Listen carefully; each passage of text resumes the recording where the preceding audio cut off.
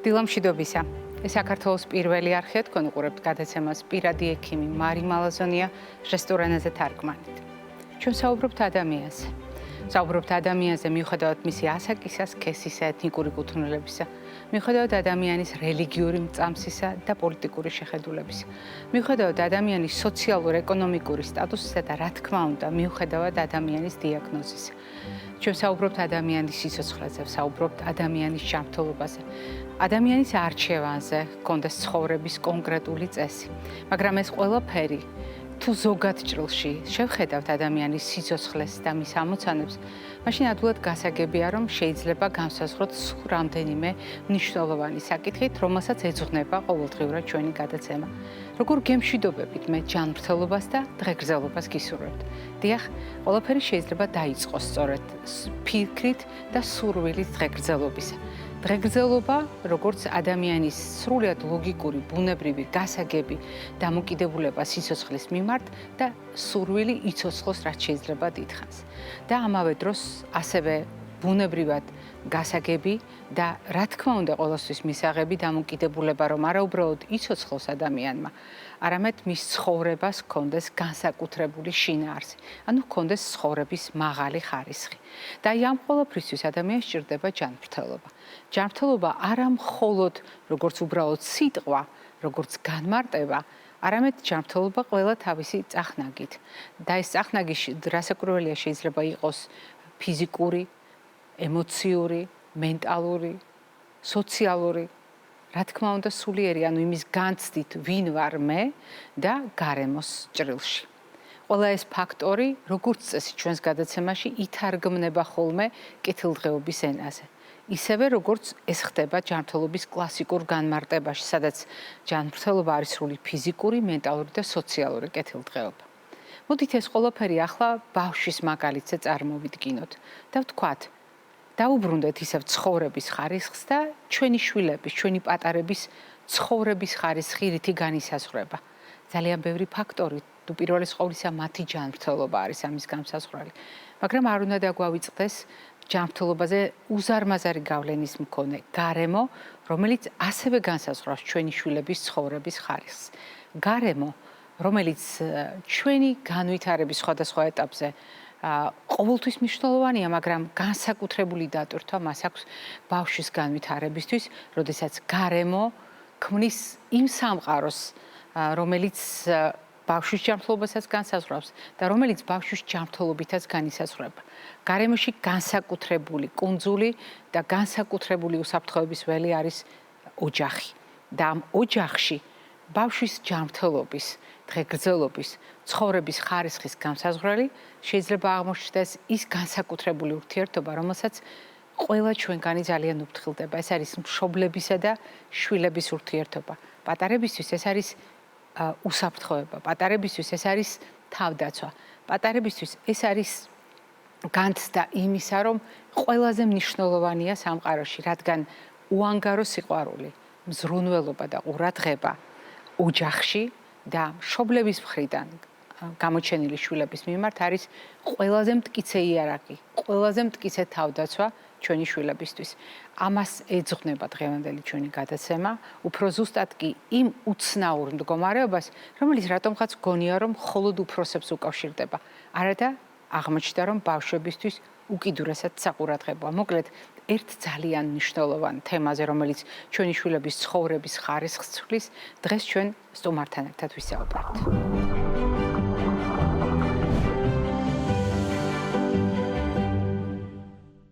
ჩვენ ვსაუბრობთ დღეს თემაზე, რომელიც ძირითადად რატომღაც უფროსების განცდებს, ჩივილებს და მდგომარეობას უკავშირდება. უფრო მეტიც ეს სტერეოტიპულად დამკვიდრებული ტერმინიც კი არის, როდესაც ადამიანები ხან დავიწუწუნებთ ამის შესახებ, ხან სერიოზულად დიაგნოზად გამოვაცხადებთ. თუმცა ის, რომ ამ თემაზე ბავშვების შესახებ უნდა ვსაუბრობდეთ, ცოტა უჩვეულოდ ჟღერს და მე ვფიქრობ ძალიან ბევრი საინტერესო ინფორმაცია გელოდებათ, მით უფრო რომ დღევანდელი ჩვენი გადაცემის სტუმარი გახლავთ ჩვენი გადაცემის ერთგული მეგობარი და გულშემატკივარი, რომელსაც რასაკურველია თქვენ კარგად იცნობთ, თბილისის სახელმწიფო სამედიცინო უნივერსიტეტის პროფესორი, პედიატრი ბატონი ვანო ჩხაიძე, რომელიც გახლავთ საქართველოს რესპირაციული ასოციაციის გამგეობის თავმჯდომარე. დილამშვიდობისა, ბატონო ვანო. დილამშვიდობის. ყოველთვის მიხარია თქვენი სტუმრობა და მთელი ჩვენი გადაცემის ისტორია გულისხმობს იმას, რომ პერიოდულად თქვენ მობრძანდებით, სხვადასხვა თემაზე ვსაუბრობთ, თუმცა დღევანდელი ჩვენი საუბარი ძალიან განსხვავებული იქნება. განსხვავებული იქნება იმ თემის გამო, რომელიც დღევანდელი საუბრისთვის შევარჩიეთ. და როდესაც უფროსები წუწუნებენ, რომ დაღლილები არიან, ამას აქვს ხოლმე ობიექტური ახსნა. თუმცა თანამედროვე მედიცინამ უკვე აღიარა, რომ ცალკე ღირს მსჯელობა მდგომარეობაზე, რომელსაც ქრონიკული დაღლილობის სინდრომი ჰქვია და ამას თავისი შეფასების კრიტერიუმები აქვს, თავისი დიაგნოსტიკა აქვს და მართვის შესაძლებლობების. მაგრამ როგორია ეს დიაგნოზი ბავშვებთან მიმართებაში? უადგილოდ ხომ არ ჟღერს დაღლილობა და ბავშვები და დაღლილობის სინდრომი და ბავშვები და რას გვეუბნება თანამედროვე მტკიცებითი მედიცინა? ეს არის რეალურ შესაბამისობაში ბავშვის მდგომარეობასთან? ერთი უნდა დაგეთანხმოთ, ეს საკითხი, რომელზეც დღეს გვიწევს საუბარი, ნამდვილად არასტანდარტულია. ყველა გაგებით არასტანდარტულია, თუნდაც იმ თვალსაზრისით, რომ ეს დიაგნოზია. ქრონიკული დაღლილობის სინდრომი გახლავთ კონკრეტული დიაგნოზი და არა რაღაც მდგომარეობა, რომელიც შეიძლება გაგრძელდეს, თქვა ავად ვიყავი და დავიღალ. აი ქრონიკული დაღლილობის სინდრომი დიაგნოზია, რომლის შესახებ დღეისათვის სამწუხაროდ რასაც ხას უსვამთ ყოველთვის კითხვაში არის თუ არა ამის უკან რაიმე კვლევა, სარწმუნო კვლევა, ფაქტებზე დამყარებული და ასე შემდეგ აშდალენ ბევრი დიზაინი არსებობს კვლევების, მაგრამ მიუხედავად აი ამ აქტიური შესწავლისა დღეისათვის ეს საკითხი პრაქტიკულად არის იგივე დონეზე, რა დონეზეც იყო მრავალი წლის წინ. მე ვგულისხმობ პირველ რიგში გვაქვს თუ არა რაიმე ობიექტური მონაცემი, ობიექტური მეთოდი კვლევის, რომ დიაგნოზი დავსვათ და მეორე გვაქვს თუ არა შესაძლებლობა ეფექტური მკურნალობის. არც ერთი და არც მეორე დღეისათვის არ არსებობს. თუმცა ეს არ ნიშნავს, რომ ეს პრობლემა არ არსებობს. ერთი რაც მნიშვნელოვანია, არ არის ეს პედიატრის პრობლემა. არც ნევროლოგის მომიჯნავია იქაც და იქაც, არც ინფექციონისტის პრობლემა, მაგრამ მისთვისაც მომიჯნავია, არც იმუნოლოგის, მაგრამ მისთვისაც მნიშვნელოვანი. პირველად ამ საკითხს შევეხე და სულად უცნობი დიაგნოზი იყო ჩემთვის, მაშინ როდესაც პირველად შევხვდით ისეთ მდგომარეობას, რასაც პოსტკოვიდური ქრონიკული კოვიდის ხანგრძლივი კოვიდის სინდრომი ერქვა. აი ამ ხანგრძლივი კოვიდის ჩამონათვალში რას იწვევს გახანგრძლივებული კორონავირუსული ინფექცია, პირველი იყო სწორედ დაღლილობა, ქრონიკული დაღლილობა. აი მაშინ დავინტერესდი ამ თემით და ჩვენთვის ძალიან ბევრი სრულიად უცნობი ფაქტი აღმოვაჩინე. ქრონიკული დაღლილობა ცალკე დიაგნოზია და ამ დიაგნოზს ჰქვია ორი სახელი ერთდროულად, მიალგიური ენცეფალომიელიტი, ქრონიკული დაღლილობის სინდრომი, ანუ განმარტება იმ მდგომარეობის ორივე კომპონენტს მოიცავს. მიალგიური ენცეფალომიელიტი, რაც სამკურნალოდ შემაშინებელია, იმიტომ რომ მიალგია ტკივილია, ენცეფალომიელიტი ძალიან სერიოზული ანთება, ნერვულ სისტემასთან დაკავშირებული და ამის გვერდზე დგას ერთად არის განმარტებაში ქრონიკული დაღლილობის სინდრომი. თითქოს სრულიად შეუსაბამოა, რომ დაღლილობის უკან ჩვეულებრივ პედიატრულ პრაქტიკაში ძალიან ბევრი რამე დგას მარტივი, რომელიც ძალიან სწრაფად გაივლის, შეიძლება გახანგრძლივდეს, შეიძლება სიტყვა ქრონიკული გამოვიყენოთ, მაგრამ ძალიან შორს არის ეს მიალგიური ენცეფალომიელიტისაგან. თუმცა აღმოჩნდა, რომ ეს ერთ-ერთი ყველაზე კარგად ცნობილი მდგომარეობა იმ ადამიანებისთვის, რომლებიც კონკრეტულად ვირუსებს სწავლობენ. ამ ვირუსების უკან დგას პირველი ცნობები ესეთი მდგომარეობის შესახებ მე-19 საუკუნიდან, შემდეგ მე-20 საუკუნის დასაწყისში გრიპის პანდემიის პერიოდში, როდესაც დაფიქსირდა გრიპის გადატანის შემდეგ აუხსნელად გახანგრძლივებული დაღლილობის მდგომარეობა. შემდეგ ამას დაემატა უკვე ეპშტეინ-ბარის ვირუსის აღმოჩენა, რომელსაც ასევე დაუკავშირდა ეს მდგომარეობა და ბოლო იყო სწორედ კორონავირუსი, რომლის დროს, როგორც აღნიშნე, აი ასეულობით სხვადასხვა სიმპტომი შეუძლია გამოიწვიოს კორონავირუსს, რომელიც ხანგრძლივდება, მაგრამ პირველი ყველა პუბლიკაციაში იყო დაღლილობა. შესაბამისად, თუ ეხლა აი ამ ჯაჭვს გადავხედავთ ვირუსი, გრიპის ვირუსი, ეპშტეინ-ბარის, კორონავირუსი.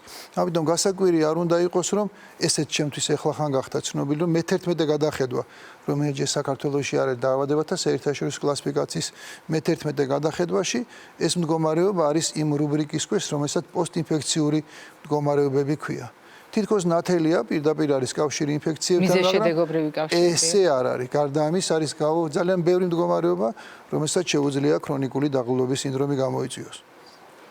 როდესაც ჩვენ ვირბენთ, ტვირთს ვატარებთ, კიბეზე სასწრაფოდ ვცდილობთ გადავლახოთ რამდენიმე სართული და ვგრძნობთ დაღლილობას, ეს არის ლოგიკური შედეგი. მაგრამ როდესაც ადამიანი იღვიძებს და უჩვეულო განცდა აქვს დაღლილობის უნარობა, თითქოს ნაბიჯის გადადგმაც კი არ შეუძლია, ლოგინიდან წამოდგომაც კი უჭირს. აი ამ შემთხვევაში უფროსების შესახებ ექიმებმა დასვეს კითხვა, რომ ეს არ არის ლოგიკური დაღლილობა. სწორედ აქედან მივიდნენ ამ ძიებასთან, რამაც საბოლოო ჯამში ფორმულირებული დიაგნოზი განაპირობა. ბავშვებში როგორ არის? ბავშვების შემთხვევაში როგორ უნდა მივხვდეთ, რომ ბავშვს შესაძლოა ეს მდგომარეობა აქვს? ის რომ ბავშვი მთელი დღე დარბის, თამაშობს, ქართულად ამბობენ ხოლმე ყირაზე გადადისო და ბავშვი რომ ერთშვენიერ დღეს აღმოვაჩინეთ, რომ გადაესვენება სავარძელში ან ტახტზე წამოწვება და ამბობს ცოტა დავიღალეო, არ გვეხამუშება ეს ამბავი. მაგრამ როდის უნდა იყოს ეს საყურადღებო და როდის შეიძლება სწორედ დაღლილობას უკავშირდებოდეს ბავშვის მდგომარეობა? ეს ალბათ არა, ეს არის პირველი და ყველაზე მთავარი კითხვა.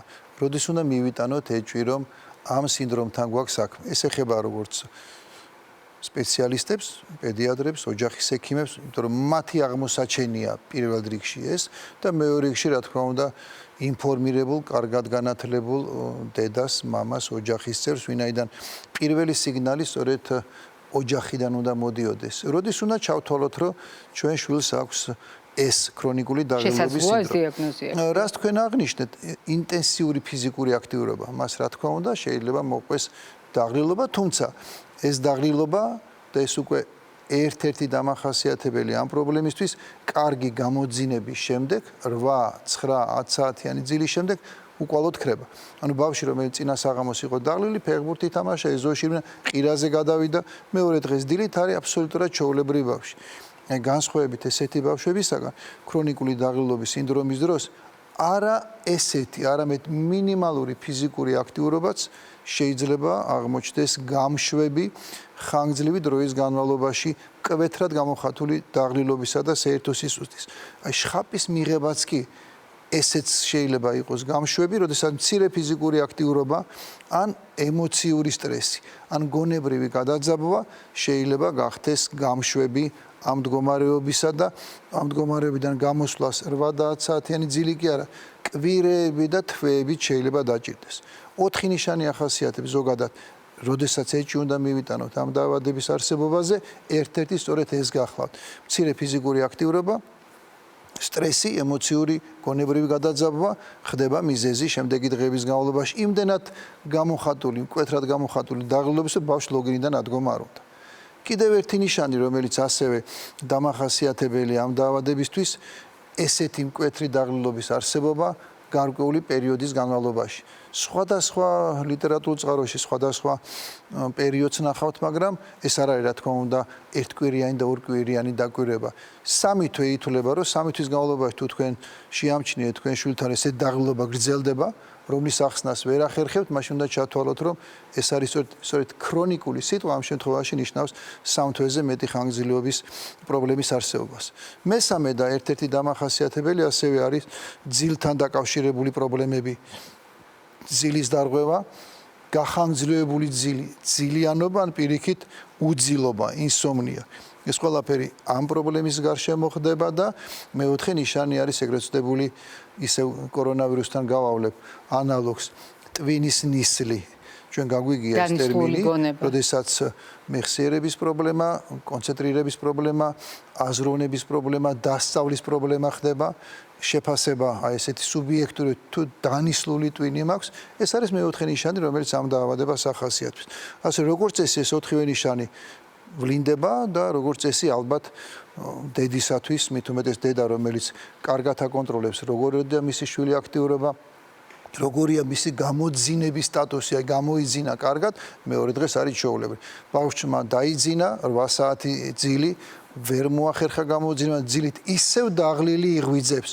ეს იმას ნიშნავს, რომ კარგად უნდა დავფიქრდეთ, ხომ არა გაქვს საქმე ქრონიკული დაღლილობის სინდრომთან.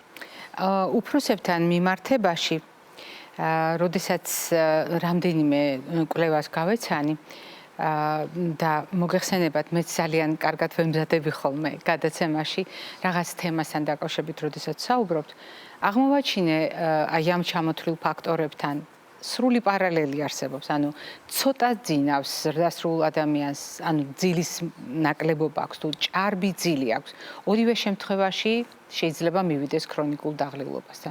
თუ მას აქვს გადატანილი რაიმე ინფექციური დაავადება, ძალიან ადვილად შეიძლება მივიდეს ქრონიკულ დაღლილობასთან. და ყველა ის ფაქტორი, რომელიც თქვენ ბრძანეთ, ასევეა უფროსებში. თუმცა საგანგებოდ არის გამოყოფილი ქრონიკულად გახანგრძლივებული სტრესული მდგომარეობა. ბავშვების შემთხვევაში ჩვენ უფროსები ამას თარგმნით, მაგალითად, უსიამოვნება სამსახურში, ეკონომიკური სირთულეები, მაგალითად უსიამოვნებები და ურთიერთობების სირთულეები ზრდასრულ ადამიანებს შორის, თუნდაც ოჯახის შიგნით. ყველა ეს ფაქტორი ამ გრძელ ნუსხაში მითითებულია. ბავშვების შემთხვევაში თუ მუშაობს ეს მექანიზმი და აი ამ გახანგრძლივებულ სტრესში ბავშვის შემთხვევაში რა იგულისხმება ბატონო ვანო? მომზადება ახსენეთ ქალბატონო მარი და აი ეს მრავალგვერდიანი მოკლე ამონარიდია იმ კვლევებისა, რაც ბოლო პერიოდში არის ჩატარებული და რაც მართლაც ძალიან სერიოზული პრობლემის წინაშე გვაყენებს. ბავშვებში. მხოლოდ ბავშვებში და აუცილებლად მინდა გავუსვა ხაზი, რომ შეიძლება ვიღაცა სუბიექტურად ეგონოს, რაც რომ მცირეა ბავშვი, მცირე ასაკის არის, მით უფრო იოლად განვითარდება. ბავშვი სუსტია, ადვილად დაიღლება, ასე რომ მოლოდინი იმისა, რომ თქვა 5 წლის ბავშვი შეიძლება უფრო მეტად ჰქონდეს ეს სინდრომი, ნამდვილად არასწორია. 12-დან 18 წლამდე ასაკი. ეს არის პერიოდი, როდესაც ყველაზე მეტად ეს მდგომარეობა ვითარდება და უფრო მეტად გოგონებში. აი როცა თქვენ სტრესი და ემოცია ახსენეთ, ეს უკვე კითხვაზე პასუხია. 12-დან 18 წლამდე გოგონა გაცილებით უფრო მეტად განიცდის სტრესს, გაცილებით უფრო მეტად ექვემდებარება ემოციურ ზემოქმედებას, ვიდრე იმავე ასაკის ბიჭი. სამწუხაროდ ნამდვილად ესეა, ხშირად თვლიანო ბავშვია და დაავიწყდება და სწრაფად გაევლის. როდესაც გქონდა საუბარი რამდენიმე წლის წინ გადაწყვეტილების მიღება, უნდა ჩატარდეს თუ არა ნებისმიერი манипуляცია გაუთკივარებით. მაშინ ძალიან ხშირად მოისმენთ, რომ ქირურგებისაგან სხვათა შორის აი ტონზილექტომია არა უშავს. სტრესია, სწრაფად გავაკეთებ ოპერაციას, ბავშვისთვის რამდენიმე წუთიანი სტრესი პრობლემა არ არის. არ თვლიდნენ ძალიან ხშირად ექიმები აუცილებლობას სტრესის მოხსნისა ტკივილის მოხსნისა ოპერაციის ჩატარების დროს, თუმცა ეს ნამდვილად ესე არ არის. პირიქით, ნებისმიერი კლინიკა, რომელიც მზად არის ახლა ბავშვს შესთავაზოს კომფორტული გარემო, ამ კომფორტულ გარემოში იგულისხმება ნებისმიერი манипуляციის ჩატარება სამავთხოვოს პირობებში, ისე რომ არ მიიღოს სტრესი. ემოციური, ტკივილი სტრესი, ეს ძალიან მნიშვნელოვანია და ბავშვები ზუსტად ისე განიცდიან და ამ შემთხვევაში, აი ქრონიკული დაღლილობის სინდრომის კონტექსტში, მათზე სტრესი გაცილებით უფრო მძიმედ მოქმედებს. ასე რომ ნამდვილად ესეა, მოზდის მეტნაკლებად გამოცდილებაც აქვს, მისი შესაძლებლობებიც გაცილებით უფრო მეტია, ბავშვები ამ ხრივ პრაქტიკულად დაუცველები არიან, ასე რომ იმ ჩამონათვალში რა იწვევს ამ პრობლემას, ვირუსებთან ერთად ერთ-ერთი სწორედ სტრესი გახლავთ და ეს ალბათ უკვე რთული გადასაწყვეტი პრობლემა, ვინაიდან აქ მუდმივი კონტროლი ბავშვის მდგომარეობასთან დაკავშირებით ვერ მოხერხდება. 12-დან 18 წლის ასაკის ბავშვი მისი სოციალიზაციის მაჩვენებელი მაღალია, სკოლაში კონტაქტი დამოუკიდებლობისაკენ ძალიან მაღალია. და ასე რომ აქ გაცილებით უფრო რთულად გახლავთ მდგომარეობა. როდესაც სამიზნე ასაკობრივი ჯგუფიც გამოყავით თქვენ მიუთითეთ, როდესაც ჩვენ ვისაუბრეთ რისკებზე, ვისაუბრეთ სიმპტომებზე, რომელიც ძალიან საყურადღებოა. აუცილებლად უნდა ვთქვათ კიდევ ერთ თავისებურებაზე, რომელიც შეიძლება იყოს შეცდომაში შემყვანი, ჩემი აზრით ოჯახისთვისაც და ზოგჯერ სამედიცინო პერსონალისთვისაც, იმიტომ რომ დაღლილობის მდგომარეობა, რომელიც დროშია გახანგრძლივებული, შეიძლება აღმოჩნდეს ნიღაბი. ძალიან ბევრ სხვა სერიოზულ პრობლემასთან ერთად, რაც ბავშვთა ასაკში კიდევ უფრო საყურადღებოა, იმიტომ რომ თავად ბავშვს უჭირს გამიჯნოს საკუთარი განცდები და შეგრძნებები და მით უფრო მაშინ, როდესაც თვითონ დაღლილობის სინდრომს და ქრონიკულ დაღლილობას ვერც ოჯახი დაუშვებს ადვილად და ხშირ შემთხვევაში ვერც ფართო საზოგადოება, მაშინ რა თქმა უნდა არის რისკი, რომ ამ ნიღბების უკან რაღაც პრობლემა ან იყოს, ან გამოგვეპაროს. რამდენად რეალურია ეს? ძალიან რეალურია და ეს არის სწორედ ის მეორე მხარე, რაზეც საუბრობდით, ვირუსების მიღმა, რა შეიძლება იყოს ისეთი, რომელიც აქ პირველ რიგში არის გასათვალისწინებელი და ერთსაც დავამატებ თქვენი კითხვის პირველი ნაწილიდან. ძალიან ხშირად მშობლებს აქვთ სურვილი, რომ ზარმაცია ჩემი შვილი. წინავს უფრო მეტად საწოლში ყოფნა ურჩევნია. აიძულებენ ფიზიკური აქტიურობის, წადი ითამაშე, ფეხბურთი, ეზოში ჩადი. თუ ბავშვს ეს მდგომარეობა აქვს, ეს ყველაფერი არის კონტრპროდუქტიული. თუ თქვენ ამას აიძულებთ, მაშინვე მიიღებთ უფრო მეტად გავარესებულ მდგომარეობას. ამიტომ ერთ-ერთი მთავარი რჩევა ესეთ მდგომარეობაში გახლავთ ის, რომ ჩვენ თქვით, რომ არანაირი რეალური მედიკამენტი არ არსებობს. თქვენი ბავშვის ფიზიკური აქტიურობა უნდა იყოს მისი მდგომარეობის შესაბამისი. თქვენი სურვილებიდან გამომდინარე კი რისი გაკეთება შეუძლია ბავშვს. ასე რომ ძალიან ფრთხილად უნდა ვიყო და ნებისმიერი დაძალება და ჩვენი ემოციური სურვილი რომ ბავშვმა ფეხბურთი თამაშოს, ნუ არის სახლში და მეგობრებთან იყოს, ამ შემთხვევაში ნამდვილად არ არის სწორი და აქაც ალბათ ამის გათვალისწინებას მინიმუმ სოფლის ინფორმირება ჭირდება. მშობელმა უნდა იცოდეს, რომ ეს არ არის სიზარმაცის ბრალი. ეს არ არის იმის ბრალი, რომ ბავშვს უნდა თქვათ ეკრანთან ან ტელეფონთან გაატაროს დრო, სულ სხვა დგას ამის უკან და ძალიან ფრთხილად უნდა ვიყოთ ესეთ შემთხვევაში, ეს აუცილებლად გაავარესებს მდგომარეობას. მეორე ყველაზე მთავარი კითხვა რა თქვენ დასვით, ეს ერთი ფაქტორი, რაც კონკრეტულად ამ მდგომარეობას უკავშირდება, რომლის უკან შეიძლება კონკრეტული ვირუსი იდგეს, მაგრამ რაიმე ხო არ არის ისეთი, რამაც შეიძლება ანალოგიური მდგომარეობა მოხდეს, რა თქმა უნდა არის. აი აქ უკვე ჩვენ შეგვიძლია ვილაპარაკოთ დიაგნოსტიკის კონკრეტულ მეთოდებზე. ერთ-ერთი ჩამონათვალი, რომელიც ჩვენ შესაძლებლობას გვაძლევს დიაგნოზთან ახლოს მივიდეთ, არის სისხლის ცვლილებები. ანემია, B12 ვიტამინის, D ვიტამინის დეფიციტი სისხლში. ანალოგიური კონტროლირებადი მდგომარეობა ჰიპოთირეოზი, რომელიც ასევე შეიძლება იყოს გამომწვევი ესეთი სტატუსის. ანალოგიურია გარკვეული დაავადებები გულთან დაკავშირებული, რომელიც ასევე ექვემდებარება შეფასებას, ელექტროკარდიოგრამა, კარდიოლოგის კონსულტაცია, ასე რომ დიახ, ნამდვილად ესია. პედიატრის პირველი ამოცანა არის მაქსიმალურად გამორიცხოს ის მიზეზები, რომლის დაფიქსირება ერთი დღის განმავლობაში ჩატარებული კვლევებით შეიძლება. ნამდვილად ობიექტური კვლევებით და არც ძვირადღირებული, რაც მე ჩამოვთვალე, არც ერთი არ გაყავთ. რუტინული კვლევები, რომელიც უმრავლეს კლინიკაში არის შესაძლებელი. ამიტომ ეს დაავადება სერიოზული გამოწვევა. ერთი თქვათ, ვიცი რომ ეფშტაინ-ბარის ვირუსი გადაიტანა, შევაფასე მისი ანტისხეულების ტიტრი, ვნახე რომ მომატებულია, გადატანილი აქვს ეფშტაინ-ბარის ვირუსი, გავჩერდი. არ უნდა გავჩერდეთ. აქ უნდა ვნახოთ ყველა სხვა მიზეზი, რომელსაც შეიძლება ანალოგიური მდგომარეობა გამოიწვიოს, ასე რომ სავსებით შესაძლებელი ამის უკან იმალებოდეს მაგალითად D ვიტამინის მკვეთრი დეფიციტი, მაგალითად B12-ის დეფიციტი. ამიტომ აქ ისევ და ისევ ხალხს უსვამ პედიატრის ინფორმირება და განათლება ამ დაავადების ძირითადი მიზეზების შესახებ არის კატეგორიულად მნიშვნელოვანი. თქვენ ძალიან მნიშვნელოვანი ფრაზა ახსენეთ და არ მინდა რომ ეს ფრაზა დაგვრჩეს იმ ნაწილში საუბრისა, რაც უკვე გავიარეთ, მე ვფიქრობ, რომ უკიდურესად აქტუალურია დღევანდელ თემასთან დაკავშირებით. თქვენ ბრძანეთ, რამდენად მნიშვნელოვანია მშობელი დააკვირდეს და ყურადღებით შეაფასოს, როდესაც ბავშვს თავაზობს ეზოში წავიდეს, სიხტუნაოს, გაერთოს, ფიზიკური აქტივობის სხვა ფორმაში ჩაერთოს ბავშვი და ბავშვი ამას არ აკეთებს ხალისით.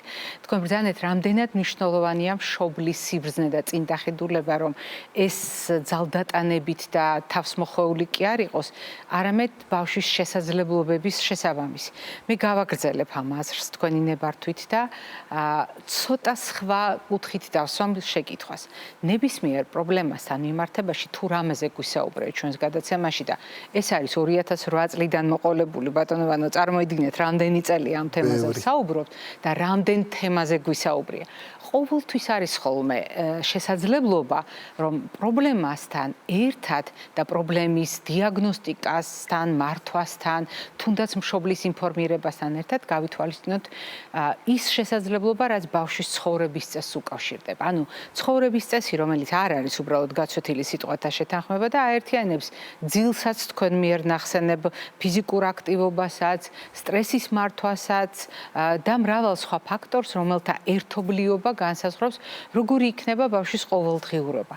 თუ ჩვენ ასეთი სირთულეები გვაქვს ამ ქრონიკული დაღლილობის სინდრომთან, დიაგნოსტიკის თვალსაზრისითაც, კონკრეტული ობიექტური კვლევების გამოყენებასთან დაკავშირებით, კურნალობა მართვასთან დაკავშირებითაც, მაშინ როგორი უნდა იყოს ჩვენი დამოკიდებულება ცხოვრების წესთან მიმართებაში და როგორი უნდა იყოს ასეთ დროს რეკომენდაცია მშობლისთვის, მან როგორ უნდა შეცვალოს შვილის ცხოვრების წესი, იმიტომ რომ პატარები და ბავშვები ამას არ აკეთებენ და თქვენ ბრძანეთ თუნდაც მოზარდები 12-დან 18 წლამდე ასაკის გოგონა, რომ ასე უცბად შეცვლის ცხოვრების წესს, თან თავის ნებით გააკეთებს ამას. არიქა და ეს ძალიან სასარგებლოა, ძნელად დასაჯერებელია.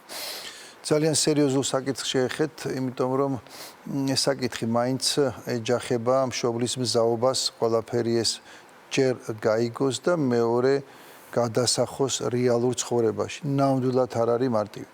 ესეთ შემთხვევაში, როდესაც მედიკამენტები არ აქვს, არსენალი ამ თვალსაზრისით შემოიფარგლება მხოლოდ და მხოლოდ კონკრეტული დარღვევების კურნალობით, რაც ჩვენ ზემოთ აღვნიშნეთ, აქ არის სამი ძირითადი რეკომენდაცია, რომელიც ნამდვილად შეუძლია დედას გაითვალისწინოს. პირველი ძილი.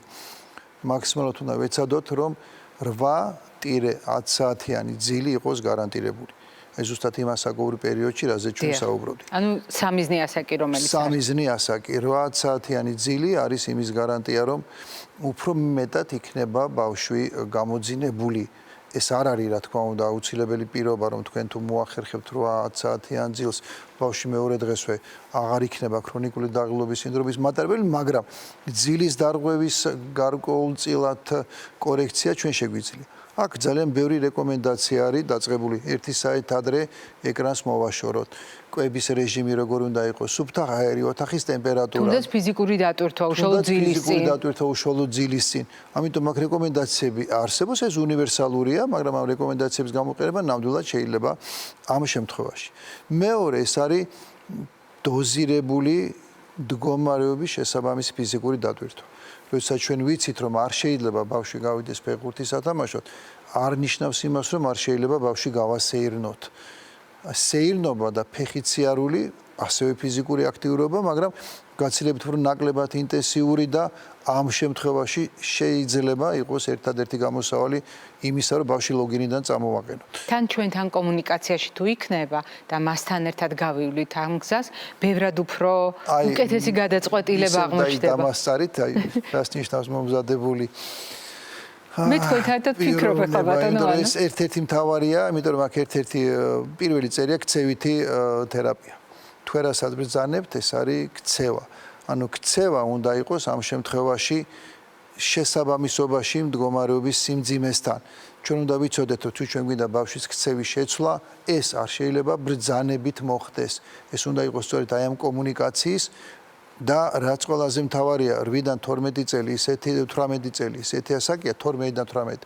როდესაც ჩვენ ნამდვილად შეგვიძლია ბავშვს აუხსნათ თუ რა უნდა გააკეთოს მან. მისი ქცევის შეცვლა დაწყებული ტელეფონიდან დამთავრებული კვების რეჟიმით შესაძლებელია, მაგრამ ეს უკვე მეორე მხარეა, რამდენად მოხერხდება ყველა ბავშვი ერთნაირი არა. თან ჩვენ ვეხებით ძალიან სენსიტიურ ასაკს, როდესაც ესეთი მარტივი კომუნიკაცია დედას, მამასა და შვილს შორის არ არის, მაგრამ მთავარია, რომ ჩვენ ეს უნდა ვიცოდეთ. ყველა ბავშვი ინდივიდუალურია, მოქცევა განსხვავებული უნდა იყოს, მაგრამ ქცევის შეცვლა არის ერთ-ერთი ამოცე, რომელიც ესეთ შემთხვევაში შეიძლება იყოს გამოსავალი. რთული ახლა რაც დავასახელეთ, ძილის მოწესრიგება ძალიან მარტივია, რჩევის მიცემა დაიძინოს 8-10 საათის განმავლობაში. რთული სამუშაოა. მაგრამ მდგომარეობა არის სერიოზული. სერიოზული იმ კუთხით, რომ თუ ეს თვეების განმავლობაში გრძელდება, თვეების განმავლობაში, ადვილად წარმოსადგენია ოჯახი რამდენად განიცდის სერიოზულ სტრესს.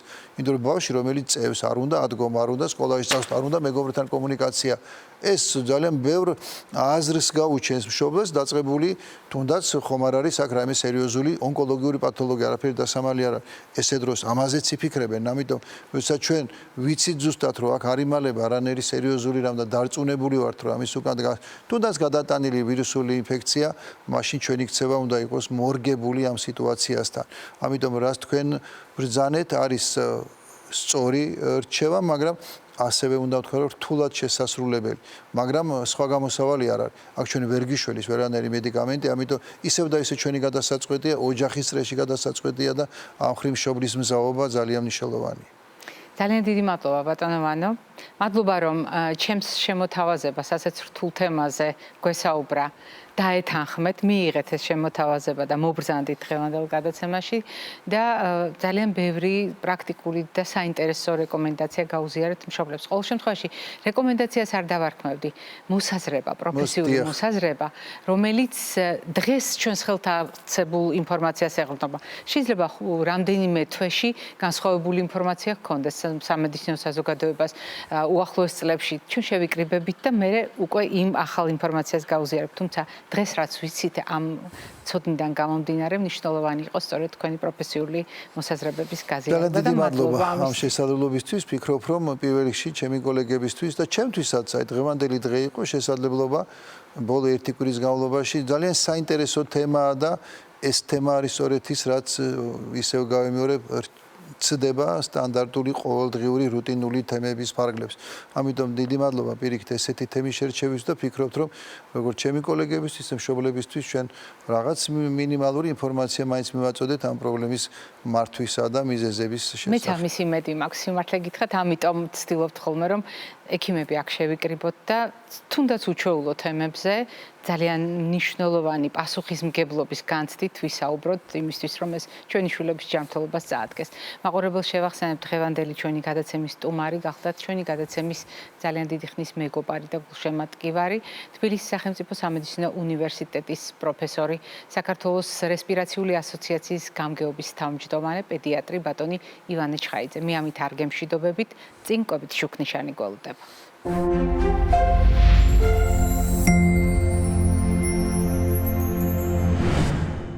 კვებითი შუქნიშანი სადმი გვიყვანს მაშინ, როდესაც ვსაუბრობთ დაღლილობაზე ბავშვებში. ეს არის ერთ-ერთი ყველაზე რთული საკითხი, რომელსაც თანამედროვე მედიცინა შეეჯახა პედიატრიულ პრაქტიკაში. რადგან ის რაც უფროსებისთვის თითქოს ლოგიკური და გასაგები გვეგონა, ახლა რეალობაა ბავშვების შემთხვევაში განსაკუთრებით მოზარდების გაანალიზებისას და ეს არის თანამედროვე განვითარებული სამყაროს კვლევებით დადასტურებული ფაქტი.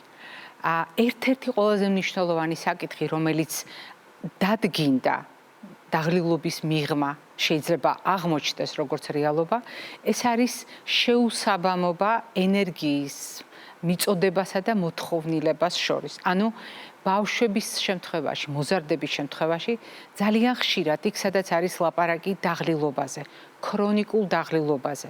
იქ სადაც მოთენთილობა და სისუსტე ახლავს ამ მდგომარეობას, აუცილებლად უნდა შეფასდეს, რამდენად წონასწორობაშია ენერგეტიკული ბალანსი ბავშვის ორგანიზმში და შეფასდეს მიღებული და დახარჯული ენერგია შეესაბამება თუ არა. ენერგიის ნაკლებობა ეს არის არა სიტყვა უბრალოდ და ფრაზა ენერგია აკლია თითქოს ძალა არ ყოფნის, არამედ ეს არის ობიექტური მდგომარეობა, რომელიც გაზომვადია და რომლის შეფასება შეგვიძლია. ასეთივე მნიშვნელობის გახლავთ ცილა და არანაკლები მნიშვნელობა აქვს ნებისმიერ სხვა ნუტრიენტს, მაგრამ ცილა არის სიცოცხლის მოლეკულა და ბავშვებსა და მოზარდებში მისი ნაკლებობა შეიძლება საბედისწერო აღმოჩნდეს. მხოლოდ ცილის ნაკლებობას შეუძლია გამოიწვიოს მოთენთილობა, სისუსტე და დაღლილობის მდგომარეობა, რომელიც აუცილებლად უნდა შეფასდეს და შეივსოს ეს ხარვეზი. განსაკუთრებით საყურადღებო არის მდგომარეობა, როდესაც ცილისა და ენერგიის ნაკლებობა ერთდროულად აქვს ბავშვებს და მოზარდებს. ეს უკვე არის ის სარისკო მდგომარეობა, რომელიც სერიოზულ ჩარევას მოითხოვს და უყოვნებლივ, იმისათვის რომ აღდგეს წონასწორობა. არ უნდა დაგვავიწყდეს აუცილებელი ცხიმები და ცხიმოვანი მჟავები, რომელიც ისევე როგორც ცილები და ზოგადად ენერგეტიკული ბალანსი ბავშვის ჯანმრთელობისათვის სასიცოცხლოდ მნიშვნელოვანია. განსაკუთრებული ყურადღება მედიკოსებმა გაამახვილეს ზოგიერთ ელემენტსა და ვიტამინზე და პირველ რიგში საქმე ეხება რკინას. რკინის ნაკლებობა ბავშვებში არის უკიდურესად საყურადღებო, თუნდაც იმიტომ, რომ ჟანგბადით უჯრედების მომარაგება, ქსოვილების, ორგანოების და ასე შემდეგ მთლიანად განსაზღვრავს როგორ იმუშავებს ორგანიზმი, როგორი იქნება ბავშვის ზრდა განვითარების შესაძლებლობა, როგორი იქნება ბავშვის მენტალური ჯანმრთელობა და ასე შემდეგ. რკინასთან ერთად საყურადღებო აღმოჩნდა ბეჯგუფის ვიტამინების როლის გააზრება და რასაკვირველია B12, B9 ვიტამინი, ზოგიერთ შემთხვევაში B6 და B1 ვიტამინიც კი. და არ უნდა დაგვავიწყდეს ის აუცილებელი ტანდემი და ის აუცილებელი წონასწორობა, რომელიც უნდა იყოს D ვიტამინსა და კალციუმს შორის, როდესაც ბავშვებზე ვსაუბრობთ. ამ ორი ნაერთის ნაკლებობამ, ანუ რეალურად ვიტამინისა და მინერალის ნაკლებობამ შეიძლება გამოიწვიოს მოთენთილობის, სისუსტის და დაღლილობის განცდაც ბავშვებში. ასევე გასათვალისწინებელია გახანგრძლივებული ანთებითი პროცესი, სადაც ჩვენ ანთების საწინააღმდეგო პროდუქტები დაგვეხმარება. ანთების გახანგრძლივება შეიძლება იყოს ზუსტად ამ განცდების წინაპირობა და ასეთ შემთხვევაში ანთების საწინააღმდეგო და ანტიოქსიდანტების გამოყენება, ანტიდამჟანგავების გამოყენება, ის ცისარტყელათებს, რომელიც ხშირად არის ხოლმე ჩვენს გადაცემაში, არის უკიდურესად მნიშვნელოვანი არჩევანი და ძალიან სერიოზული დამხმარე იმისთვის, რომ ბავშვის ჯანმრთელობა ზოგადად და მათ შორის დაღლილობის განცდა დავძლიოთ, ისევე როგორც ნაწლავის მდგომარეობა და ნაწლავის წონასწორობა თეფშის წონასწორობასთან ერთად. როდესაც ჩვენ ვლაპარაკობთ ბალანსზე, საკვებ პროდუქტებს შორის და ვითვალისწინებთ ეს პროდუქტები, საკვები პროდუქტები, როგორ შეესაბამება ბავშვის ნაწლავის მდგომარეობას, არის გადამწყვეტი იმისათვის, რომ საბოლოო ჯამში ვიფიქროთ იმ შესაძლო მიზეზებზე, რაც დაღლილობის, მოთენთილობისა და სისუსტის უკან იმალება. მაგრამ არ უნდა დაგვავიწყდეს ძალიან ბევრი მომენტი, გასათვალისწინებელი, რომელიც ბავშვის დაღლილობას ახლავს თან. როდესაც ჩვენ შევაფასებთ ბავშვის მდგომარეობას, არ უნდა დაგვავიწყდეს, გავითვალისწინოთ ადეკვატური რაოდენობით სითხეს იღებს თუ არა ბავშვი. წყლის არასაკმარისმა მოხმარებამ, არასაკმარისმა ჰიდრატაციამ, როგორც ვამბობთ ხოლმე, შეიძლება გამოიწვიოს სწორედ სისუსტის, მოთენთილობის და დაღლილობის განცდა ბავშვებში. აუცილებლად უნდა გავითვალისწინოთ, ხომ არ აქვს ბავშვს ცდუნება ან გამოცდილება ალკოჰოლთან ურთიერთობის. ეს ფაქტორი არის ძალიან დელიკატური, მაგრამ გასარკვევი შვილთან ურთიერთობაში. ძალიან ხშირად ბავშვები საკუთარ სისუსტეს, დაღლილობას მიიღბავენ იმით, რომ მეტი მონდომებით მოიხმარენ ენერგეტიკულ სასმელებს.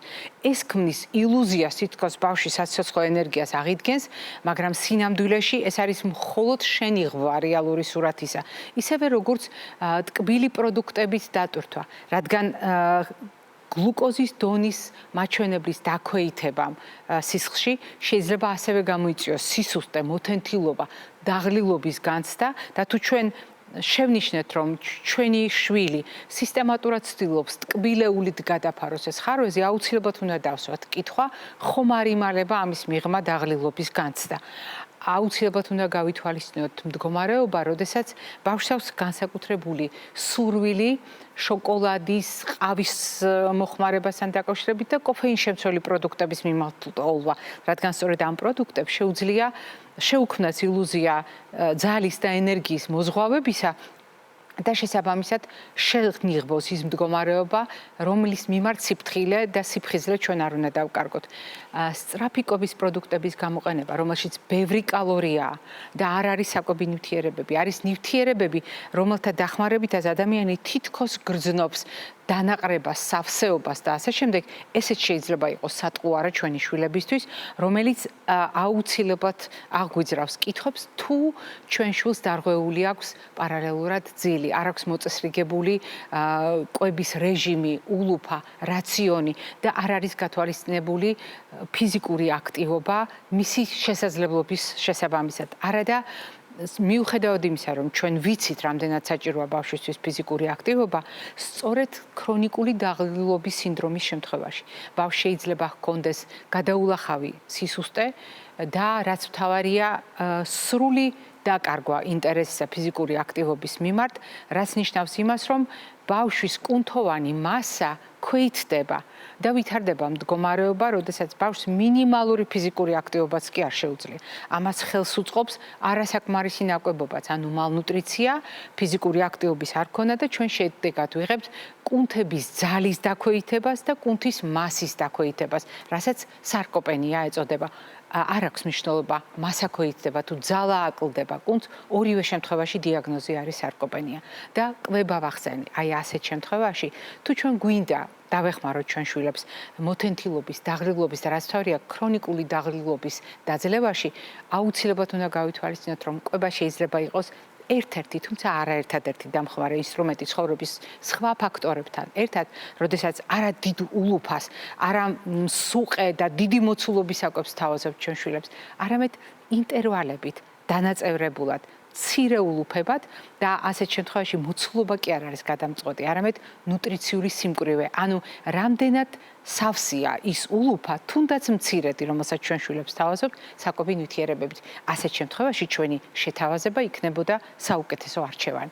მე ამით გემშვიდობებით და აუცილებლად გაგახსენებთ, რომ ქრონიკული დაღრილობა ბავშვებში ძალიან საყურადღებო მდგომარეობაა და თუ ჩვენს შვილს გაღვიძებისთანავე ვატყობთ, რომ უხალისოა და მინიმალური აქტივობაც კი არ ხიბლავს, აუცილებლად დავაკვირდეთ, როგორ ვითარდება მოვლენები დღეების მიხედვით და არ დავტოვოთ უყურადღებოთ ეს ფაქტი. აუცილებლად ვკითხოთ რჩევა პედიატრს.